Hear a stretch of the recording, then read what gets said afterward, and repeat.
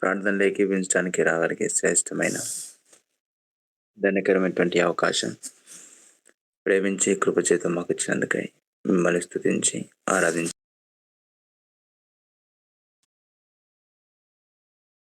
కృప చూపుతున్న ఐశ్వర్యవంతుడు, కృపా సమృద్ధి గల దేవుడు,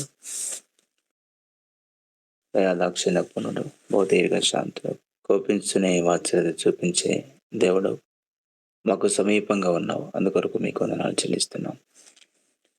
కలిగి ఉన్న భవిస్తార తలంపులు, నిత్య ఉన్నత ఉద్దేశములు, నదికల మీ సంకల్పం కొరకు స్తోత్రం. తీసుకెళ్తున్న మార్గాలు, అనుమతిస్తున్న పరిస్థితులు, చేస్తున్న సహాయం కొరకు మీకు స్తోత్రం. మా దేవుడుగా, మా రాజుగా, మా ప్రభువుగా, మా కాపరిగా, శ్రేష్టమైన స్నేహితుడిగా, అన్ని పరిస్థితుల్లో కూడా నమ్ముకొనదగిన సహాయకుడిగా ఇంతవరకు మీరుండి నడిపిస్తున్న విధానంకై, మా పక్షముగా మీరు చేస్తున్న సహాయంకై, మీరు చూపిస్తున్న అత్యధికమైన మహాకృప కొరకు మీకు స్తోత్రం. తండ్రి, ఈ రీతిగా ప్రతి ఉదయం మీ కృప చేత మమ్మల్ని తృప్తిపరుస్తున్నందుకు, మీ స్వరూప దర్శనంచే మా ప్రతి ఆశను తీర్చుకున్నట్లుగా, మీరు జన్మతిస్తున్నటువంటి పరిస్థితులన్నిటి కొరకై కలుగజేసిన సదుపాయం కొరకు మీకు వందనాలు చెల్లిస్తుంటున్నాం. నమ్మదైన దేవుడిగా, చాలా నమ్మ తండ్రిగా, ఇంతవరకు మీరుండి నడిపిస్తున్న విధానంకై, మా పక్షంగా చేస్తున్న సహాయం అంతటి కొరకై మిమ్మల్ని పూజించి ఆరాధించి కొనియాడుతుంటున్నాం. ఈ రీతిగా బలహీనతలు, కొరతలన్నీ కూడా మీ ప్రయాస రక్తప్రోక్షణ తెస్తున్నాం. మన్నించి కడిగి పవిత్రపరచం. ఉదయకాలపు సమయం మా కొరకు దీవెనకరంగా చేయం. ప్రార్థనలో ఏకీపిస్తున్న పరిశుద్ధులు, మోకరించి ప్రార్థనలో పాలు పొందుతున్న బిడ్డలందరి కొరకు మీకు వందనాలు చెల్లిస్తుంటున్నాను. ఆయన ప్రతి వార్తం భాగాన్ని పొందినట్లుగా రక్కలన్నీ కూడా తీర్చబట్టుకో దయచేసి మీరే సహాయం చేయమని ప్రార్థిస్తుంటున్నాను. మేరకే జ్ఞాపకం చేసుకోండి.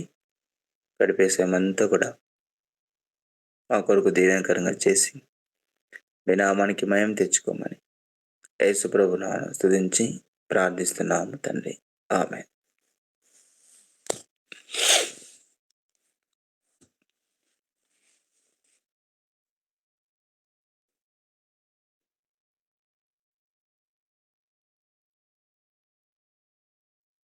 కొన్ని మాటలు చదువుకుంటామండి.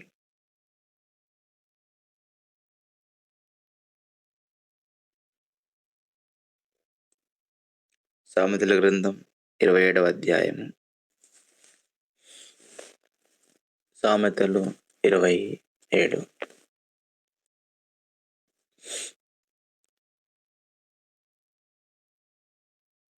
5వ వచనం. సామెతలు 27:5. అందరం కలిపి చదువుకుంటాం.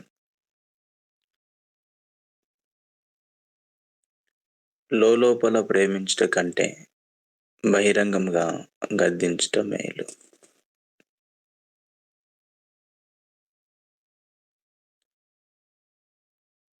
Open rebuke is better than secret love.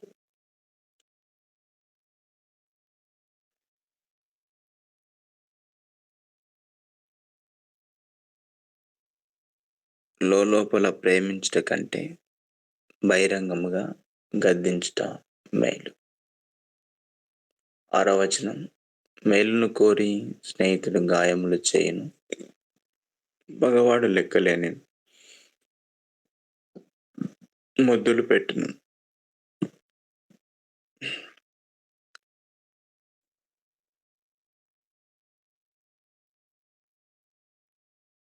సామెతల గ్రంథకర్త తన యొక్క అనుభవపూర్వకంగా చెప్పేటువంటి మాటలు. లోపల ప్రేమించుట కంటే బహిరంగముగా గద్దించుట మేలు. గద్దించే వాళ్ళు ఉంటే చాలా మందికి ఇష్టం ఉండదు. ప్రేమించే వాళ్ళంటే చాలా మందికి ఇష్టం కదా. గద్దించే వాళ్ళను ఎట్లా చూస్తాం? శత్రువులాగా చూస్తాం చాలాసార్లు. ఎందుకంటే మన మనసు గద్దింపును ఇష్టపడది. మన మనసు దేన్ని ఇష్టపడుతుంది? ప్రేమించడాన్ని ఏం చేస్తుంది? ఇష్టపడుతుంది. కాబట్టి చాలా సందర్భాల్లో ఎవరైనా మనం గద్దించినప్పుడు దాన్ని ఏం చేస్తాం? వాళ్ళని తృణీకరిస్తాం. వాళ్ళు గద్దించాలంటే మనకు అసలు ఇష్టమే ఉండదు. కానీ దేవుని వాక్యం చెప్తున్న మాట ఏంటంటే, లోలోపట ప్రేమించే కంటే బహిరంగముగా గద్దించుట మేలు అని రాయబడింది. అందుకని చాలా సందర్భాల్లో భక్తులు వారి జీవితం లోపట కొన్ని సందర్భాలు గమనిస్తాం. గలతీ పత్రిక 2వ అధ్యాయము,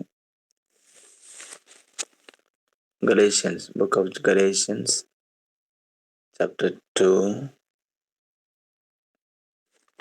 వర్స్ 14, 14వ వచనం. వారు సువార్త సత్యం చొప్పున క్రమముగా నడుచుకొనకపోవట నేను చూసినప్పుడు అందరి ఎదుట కేఫాతో నేను చెప్పినదేమనగా, నువ్వు యూదుడవై ఉండి యూదుల వలె కాక అన్యజనుల వలనే ప్రవర్తించుండగా అన్యజనులు యూదుల వలె ప్రవర్తింపవాలని ఎందుకు బలవంతము చేయుచున్నాము? కాబట్టి అపోస్తలుడైన పౌలు పేతురును గద్దించినాడు ఒక సందర్భంగా. ఎందుకు కారణం ఏంటంటే పెట్టారా, పేతురు యొక్క వైఖరిని బట్టి పౌలు గారు పేతురుని గద్దిస్తూ వచ్చాడు. అందుకే రాయబడ్డ, వారు సువార్త సత్యం చొప్పున క్రమముగా నడుచుకొనకపోవట నేను చూచినప్పుడు. వాళ్ళు సువార్త సత్యము చొప్పున క్రమముగా నడుచుకొనకపోవట నేను చూచినప్పుడు. వాళ్ళ క్రమంగా నడుచుకోవట్లే. వాళ్ళు క్రమంగా నడుచుకోకపోని కారణం చేత అపోస్తలుడైన పౌలు వారిని గద్దించినాడు. సీనియరే. పౌలు కంటే కూడా సీనియర్ ఎవరు? పేతురు. అయినప్పటికీ సైతం వాళ్ళు సువార్త క్రమం చొప్పున నడుచుకొనకపోవటం నేను చూచినప్పుడు వారిని ఏం చేసిండు ఆయన?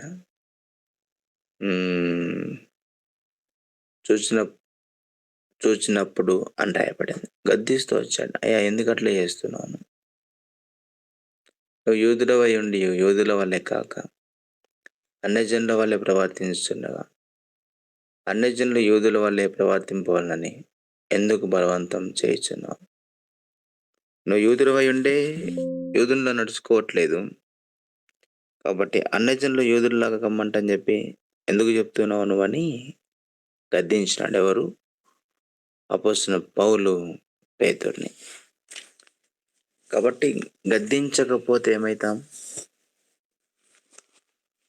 గద్దించకపోతే ఎవరిలా అవుతాం? ఏలీ కుమార్లాగా అవుతాం, లేకుంటే సమూయేలు పిల్లల్లాగా అవుతాం. దేవుని యొక్క వాక్యంలో మనం చూస్తే ఏలీ పిల్లలు ఏలీ ప్రవర్తన నడుచుకున్న వాళ్ళు కాదు. కొన్ని సందర్భాల్లో వాళ్ళు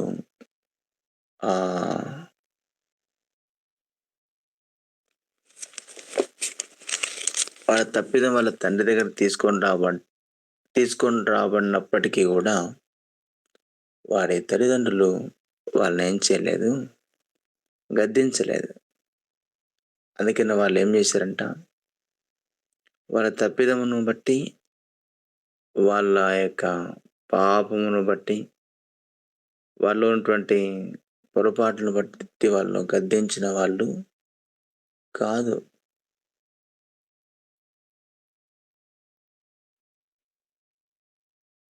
రెండవ అధ్యాయం సమూయేలు గ్రంథం 2వ అధ్యాయం 22వ వచనం నుండి. ఏలీ బహు వృద్ధుడాయను. ఇజ్రాయేలుకు తన కుమారులు చేసిన కార్యములన్నీ వారు ప్రత్యక్ష గుడారం యొక్క ద్వారం దగ్గరకు సేవ చేయటకు వచ్చిన స్త్రీలతో శయనించిన మాట చెవిని పడగా వాని పిలిచి ఇట్లనెను, ఈ జనుల ముందర మీరు చేసిన చెడ్డ కార్యములు నాకు వినబడినవి. ఇలాంటి కార్యం మీరు ఎందుకు చేయుచున్నారు? నా కుమారులారా, ఇలాగ చేయవద్దు. నాకు వినబడినది మంచిది కాదు. యెహోవా జనులను మీరు అతిక్రమింప చేయుచున్నారు. ఇదనమాట మ్యాటర్ బిగ్‌నెస్. గద్దింపుది ఇది. ఎవరు? ఏలి. కాబట్టి ప్రియులారా, అందుకనే ఏలి ప్రవర్తన వంటి ప్రవర్తన గలవాళ్ళు, ఏలిలాంటి జీవితం వారికి లేకుండా పోయింది. సమూయేలు జీవితంలో కూడా అంతే. అందుకని ఇశ్రాయేలీయులందరూ కూడా వచ్చి సమూయేలుతో చెప్పారు వాళ్ళేమని, అయ్యా, నీ పిల్లలు నీ ప్రవర్తన వంటి వారు కారు. నీ పిల్లలు నీ ప్రవర్తన లాంటి ప్రవర్తన గలవాళ్ళు కారు. అందుకని ఏం చేయి, సకల జనుల మర్యాద చొప్పున మాకు రాజును నియమించుము అని వాళ్ళు చెప్తా వచ్చారు.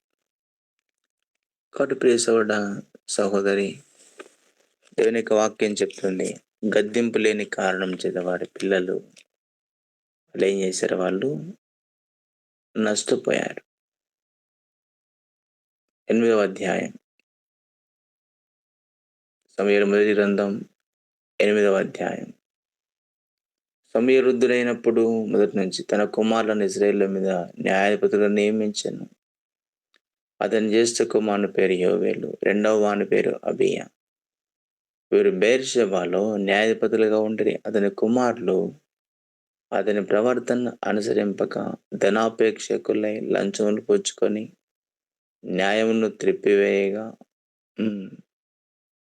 సమూయేలు పిల్లలు వీళ్ళు. కాబట్టి ప్రియులారా, గుర్తించండి, దేవుని వాక్యం చెప్తా ఉంది.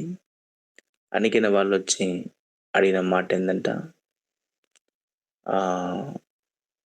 5వ చిత్తగించుము, నీ వృద్ధుడు, నీ కుమారులు నీ ప్రవర్తన వంటి ప్రవర్తన గలవారు కారు కనుక సకల జనుల మర్యాద చొప్పున మాకు ఒక రాజును నియమింపుము.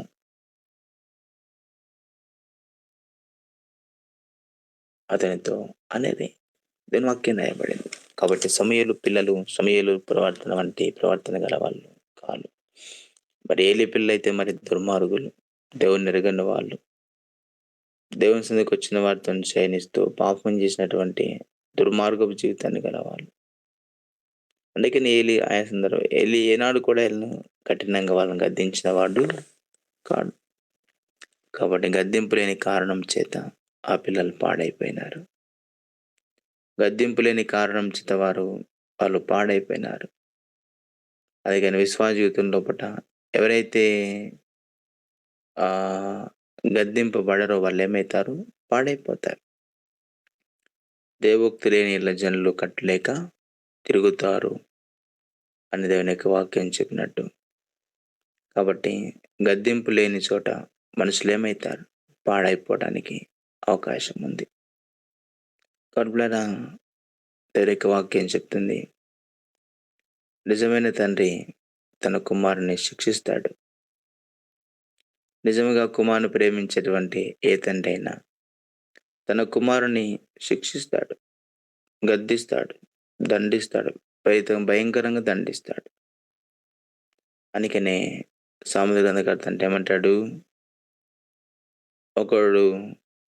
ఒకని తండ్రి వాడిని ప్రేమించి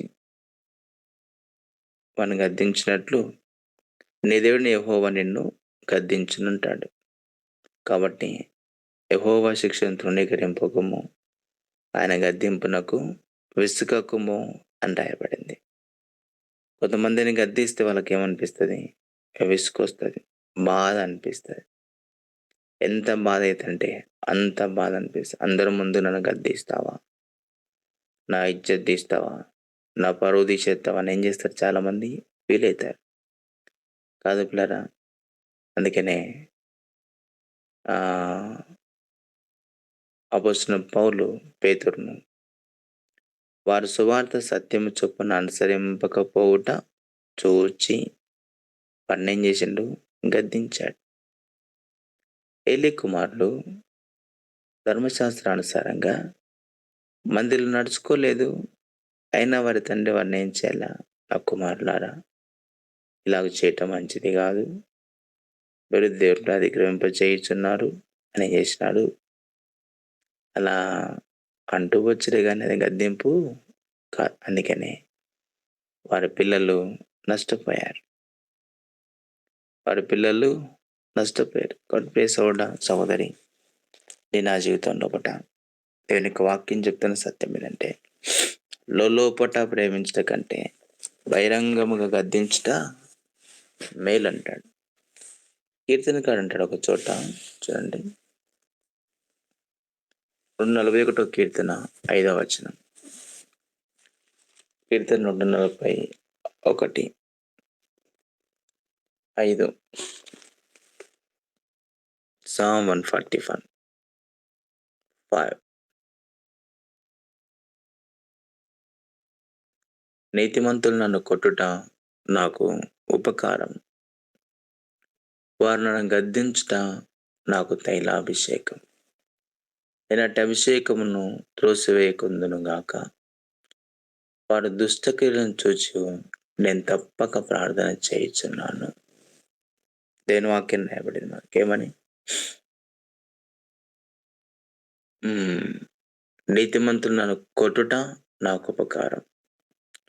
వారు నన్ను గద్దించుట నాకు తైలాభిషేకం. నేటి అభిషేకమును త్రోసివేయకుందును గాక అని రాయబడ్డది. కాబట్టి పిల్లరా, కీర్తన కానుకునేటువంటి మంచి మనసు మన జీవితంలో కలిగి ఉంటే ఎంత మంచిదో. కాబట్టి గద్దింపు లేని చోట పిల్లలు పాడైపోయినారు. గద్దించబడ్డ చోట వాళ్ళు క్రమపరచబడ్డారు. అందుకని పిల్లరా, లోపట ప్రేమించుట కంటే బహిరంగంగా గద్దించుట మేలు. కీర్తనకారుడు అంటాడు, వారు నన్ను నీతిమంతులు నన్ను కొట్టుట నాకు ఉపకారం. వారు నన్ను గద్దించుట నాకు తైలాభిషేకం. తైలాభిషేకం. వారు నన్ను గద్దించటం నాకు తైలాభిషేకం. అట్టి అభిషేకము నేను త్రోసివేయకుందును గాక అని రాయబడ్డది.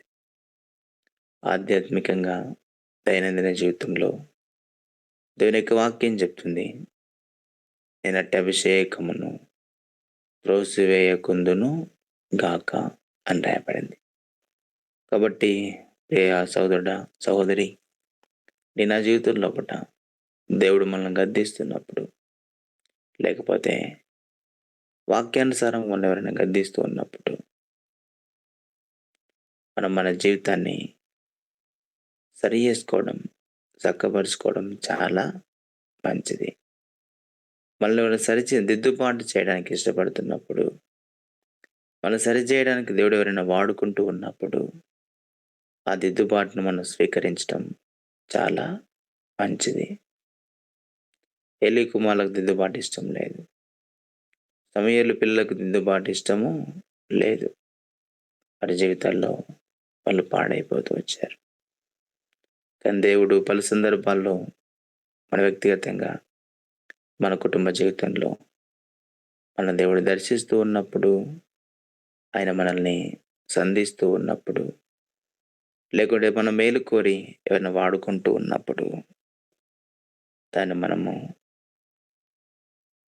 స్వీకరించటం, దాన్ని మనము గౌరవించటం, అది మనకుండేటువంటి ఆధిక్యతను భావించి. కొంతమంది గద్దిస్తే అలుగుతారు కదా! అలుగుతారు వాళ్ళు.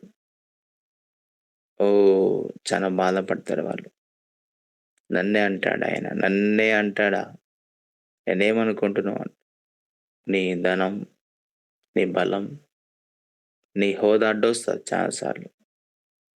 అందుకే నేను గద్దిస్తే, వాక్యం చెప్తే కూడా చాలా మందికిష్టం ఉండదు. చాలా మందికిష్టం ఉండదు. యోహాను యొక్క జీవితాన్ని గమనిస్తాం. యోహాను హేరోదును గద్దిస్తూ వచ్చాడు.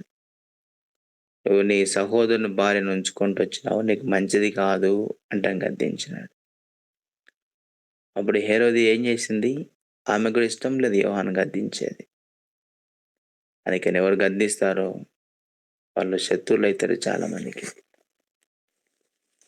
ఎవరు గద్దిస్తారో వాళ్ళు చాలా మంది శత్రువులైతారు వాళ్ళు. అందుకని దానికి మనుషులు ఫ్రెండ్స్ ఉంటారు చాలా మంది. ఓహ్! వాడు మంచోడు కాదు, దండుడు అంటారు. యుక్తిపరునికి స్నేహితులు ఎక్కువుంటారు. యథార్థపరునికి స్నేహితులు ఎవ్వరుండరు ఆనికి. ఒంటరివాడై ఉంటాడు. యుక్తిగా మాట్లాడేటోళ్ళు, కన్నింగ్ మెంటాలిటీ కలిగిన వాళ్ళకి ఎవరుంటారు? స్నేహితులు ఎక్కువుంటారు వాళ్ళకు. ఎందుకంటే వాళ్ళకు మాటలు అంటే వాళ్ళకిష్టం. పొగడాల వాళ్ళని. అబ్బా! నువ్వేం చేసినా సరే అన్న నువ్వన్నా అక్క నువ్వక్క లేకపోతే అని పొగిడితే అబ్బో! ఇంకో 4 పాపాలు ఎక్కువ చెప్తది మా యక్క. ఆయన కూడా 4 పాపాలు ఎక్కువ చేత్తరింక. ఎంత చేసినా సరే ఏం చేత్తారని పొగుడుతూ ఉంటారు. "అరేయ్! నువ్వు కాబట్టే గట్ల చేసినావు. లేకుంటే ఇంకోరు చేస్తారా అట్లా? నీలాంటోడు ఎవడుంటాడు చెప్పు" అనాల. "నువ్వు చేసే సత్యం నిజమే బ్రదర్" అంటారు. కాబట్టి స్నేహితుడు మేలుకోరి గాయం పగవాడు లెక్కలేని మొద్దులు పెడతాడు. గుర్తుపెట్టుకో ఎప్పుడైనా సరే. నిన్నొకడు ప్రేమిస్తున్నాడంటే, నిన్నొకడు పొగుడుతున్నాడంటే, దాని లోపట ఎంత ఆంతర్యం ఉందో మనకు కొన్నిసార్లు అర్థం కాదు. కాబట్టి ప్రియ సహోదరుడా, సహోదరి, ఉదయకాలం పూట దేవుని యొక్క వాక్యం చెప్తుంది మనతో. కీర్తనకు అనుకుంటే మనసును మనం కలిగి ఉంటే ఎంత మంచిదో. నీతిమంతులను కొట్టుట నాకు ఉపకారం. వాళ్ళను గద్దించుట నాకు తైలాభిషేకం. అటు అభిషేకం నేను త్రోసివేయకుందును గాక అంటని చెప్పు. కాబట్టి ఏలి కుమారులు గద్దింపు లేని కారణం చేత పాడైపోయారు. అయితే గద్దింపబడ్డ కుమారుడు ఏం చేస్తాడు? తన జీవితాన్ని క్రమపరుచుకుంటాడు. బాగుపడతాడు. కాబట్టి నువ్వు నేను ఆధ్యాత్మికంగా దైనందిన జీవితంలో కొనసాగుతున్నప్పుడు కాబట్టి దేవుడు ఆ రీతిలో మనల్ని సంధిస్తూ, దర్శిస్తూ ఆయా సాధనాలు మన మేలు కొరకు వాడుకుంటున్నప్పుడు వి షుడ్ హానర్ దెమ్. మనం వారిని గౌరవించడం మంచిదే. కాబట్టి అట్టి అభిషేకాన్ని ఏం చేయాలా? స్వీకరించడం మంచిది. పాజిటివ్ మైండెడ్‌తో.